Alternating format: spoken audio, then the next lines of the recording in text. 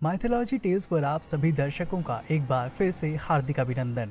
प्रिय मित्रों, जैसा कि आप सभी जानते हैं, जब कभी भी इस पृथ्वी पर कोई न कोई तपस्वी तपस्या करने बैठता था तो स्वर्गलोक में देवराज इंद्र को लगने लगता था कि अब उनका सिंहासन खतरे में है और वो बिना बात को पूरी तरह से समझे तपस्वी की तपस्या को भंग करने के लिए किसी न किसी खूबसूरत अप्सरा को भेज देते थे और फिर स्वतः ही कामदेव के बाणों से आहत होकर तपस्वी अप्सराओं के पीछे लग जाते थे और उसके बाद जो होता था वो तो आप भली भांति समझ ही सकते हैं।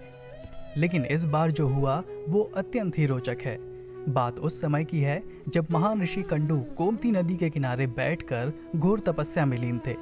तब उनकी तपस्या से भयभीत होकर देवराज इंद्र ने स्वर्गलोक की सबसे सुंदर अप्सरा प्रेम लोचा को चुना और उनकी तपस्या को भंग करने के लिए भेज दिया।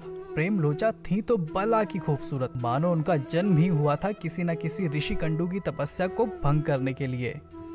जैसे ही ऋषि कंडू की नजर उनके तीखे नए नक्श पर पड़ी, वो उसी क्षण उनके सम्मोहन में डूब गए और कामदेव के मानव से आहत होकर अप्सरा का भोग करने के लिए उसके पीछे जंगल में चले गए। उधर स्वर्गलोक में देवराज इंद्र ने भी चैन की सांस ली, क्योंकि उनकी योजना पूरी तरह से सफल हो चुकी थी।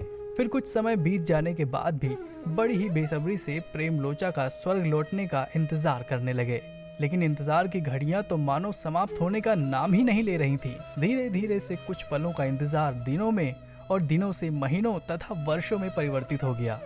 पर इधर प्रेम लोचा का हाल भी बुरा था, क्योंकि ऋषि कंडू की तपस्या भंग करने का उनका लक्ष्य तो पूरा हो चुका था, परंतु कई वर्ष बीत जाने के बाद भी ऋषि कंडू उन्हें छोड़ ही नहीं रहे थे। प्रेम लोचा ऋषि कंडू के क्रोध से भली भांति परिचित थी, इसलिए अब उनके पास ऋषि का साथ देने के अलावा दूसरा कोई विकल्प ही नहीं था।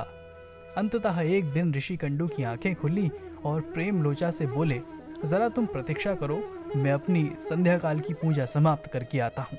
तब प्रेम लोचा बोली, कितने वर्ष बीत जाने के बाद अब आपको पूजा पाठ करने की सूझी है?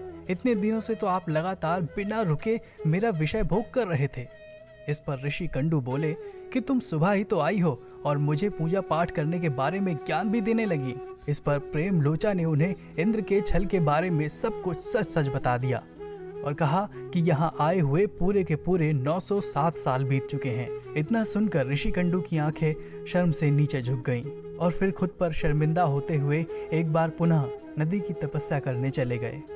इस प्रकार से मित्रों, हमने इस प्रसंग को आपके समक्ष रखने का एक छोटा सा प्रयास किया है और हम उम्मीद करते हैं कि आपको हमारा यह प्रयास अवश्य ही पसंद आया होगा। अगर पसंद आया है तो वीडियो को अधिक से अधिक दोस्तों के साथ शेयर करें, वीडियो को लाइक करें, कमेंट करें और हमारे चैनल को ज़रूर सब्सक्राइब करें। इस वीडियो को अंत तक देखने के लिए आप सभी का बहुत बहुत धन्यवाद।